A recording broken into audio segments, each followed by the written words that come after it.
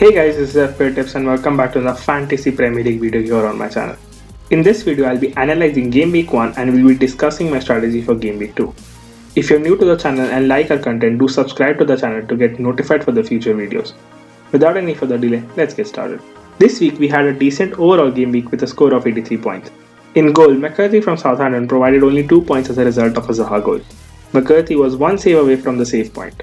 Southampton in the entire match looked struggling against the pace of Zaha and the hold-up play of Ayew, and I would consider myself lucky that Crystal did not score more goals.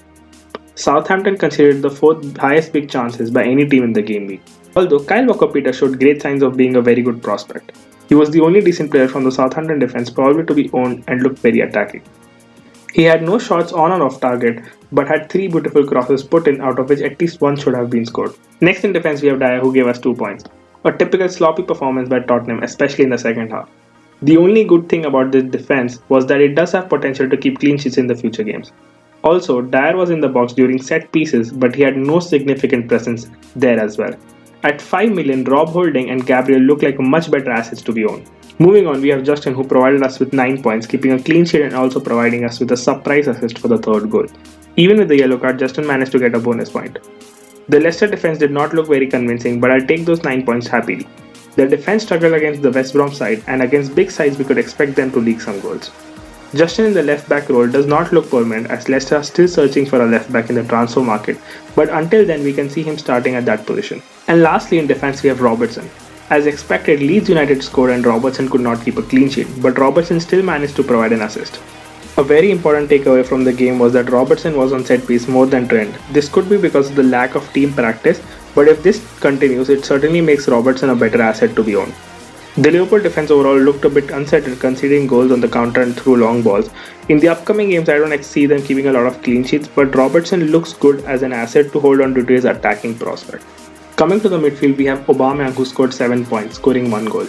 AUBAMEYANG had 3 shots on target and missed a very good chance where a goal was certain. This week, AUBAMEYANG looked like he was free from the defensive duties, with Maitland-Niles just behind him, and even playing on the left wing, AUBAMEYANG was much more attacking. He had an expected goal involvement of 0.4, and with more liberty to attack, AUBAMEYANG looks like a very good pick. Fulham on the other hand looked very poor and never seemed to trouble the Arsenal defense. Fulham was also very poor defensively, conceding 3 big chances and 9 shots inside the box. They can be considered as the early whipping boys and could become a team to target as well. Moving on in midfield, we have none other than our captain Mo Salah. Salah grabbed a hat-trick in the very first match of the season and looked in great form. A lot of people would argue that Salah's hat-trick was more of luck than skill, but taking 9 shots, 8 inside the box and keeping 5 on target definitely does not look luck to me. Salah had an exceptional expected goal involvement of 2.3 per 90 minutes. As discussed in my previous video, the problem with the preseason games was the formation in which the Liverpool side played rather than Salah's form. Playing Salah back on the wing and giving him liberty to get inside the box, we saw Salah once again in top-notch form. Salah definitely does not seem losing place in my team even with the difficult fixtures coming up. Next we have the disappointment of the week, Dele Alli from Tottenham. Taken off at half-time, Ali resulted in only a single point. He was barely involved in the game and had 25 touches in the only 1 shot on goal. He was subbed off due to tactical change suggested by Jose, and it is possible he misses out the Southampton game too. His position in the first half was promising, as besides Harry Kane for the most of the times. If he does happen to start the next 2 games and play over 60 minutes, we can still see his name on the score sheet. Lastly, we have Saint Maximin, a player with great football skill but no FPL returns. He managed to score just the 3 points. The West Ham vs Newcastle game was a very open game and should have been a high-scoring one.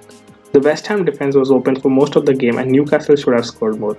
Saint Maximin had only 1 shot, that too off target, and barely got inside the box. He was majorly responsible for ball distribution and dribbling in the center of the pitch. Saint Maximin is one of the players I would recommend to transfer out, even though Newcastle had a lot of chances and shots. None of them seem to come from Saint Maximin, and I don't see him scoring anytime soon. In attack, we have our 1-week punt Callum Wilson. He was one of the best players from Newcastle against West Ham. He had 4 shots, 3 inside the box and 2 on target. Callum Wilson provided us with 8 points, scoring a goal and getting 2 bonus points. Wilson looked in great touch, and with a good run of fixtures coming up for Newcastle, he could be the new talisman and could be a very nice differential pick around the price of 6.5 million. Next we have Adams from Southampton, who scored 2 points. He had a very average game overall, which can be attributed to the lack of creativity by Southampton midfield. Adams had a point-blank chance of scoring but was denied by the Crystal Palace goalkeeper. He did seem to link up well with Ings but did not get into the box a lot. He had only one shot in the entire match. Hopefully with the return of Armstrong, the Southampton midfield will be much stronger and better and will create more chances for Adams, but as of now, Southampton do not look like a team who will score a lot of goals. Against Crystal, they had an expected goal of 1.5 and still failed to score past the Crystal side. And lastly, I have Timo Werner from Chelsea who scored 5 points, getting an assist for the penalty. Werner looked really sharp but still failed to score as the Chelsea midfielders failed to find him on a couple of occasions. He had 5 shots, all of them being inside the box. Chelsea's midfield was very poor and lacked the creativity, because of which Werner's overall performance dropped a little bit too. With better supply behind him, he'll do much better, I think. But a talking point this week will definitely be whether we should hold on to him in our teams or not. Honestly, I feel given more time, Chelsea's team will gel more better, and that is when Werner can perform at his best. Maybe in the next couple of game weeks, we avoid him despite of his high ownership. Now coming on to my transfer strategy. Going into game week 2, I'll be aiming to hold on to those United assets. Sticking to the plan, I'll be bringing in Marshall for Callum Wilson, and that should be my only transfer. If there happens to be news of Ali not playing, I might take a hit to remove him and upgrade Shea Adams to Marshall, keeping Wilson in my team. Another player that's firmly on my watch list is Richarlison.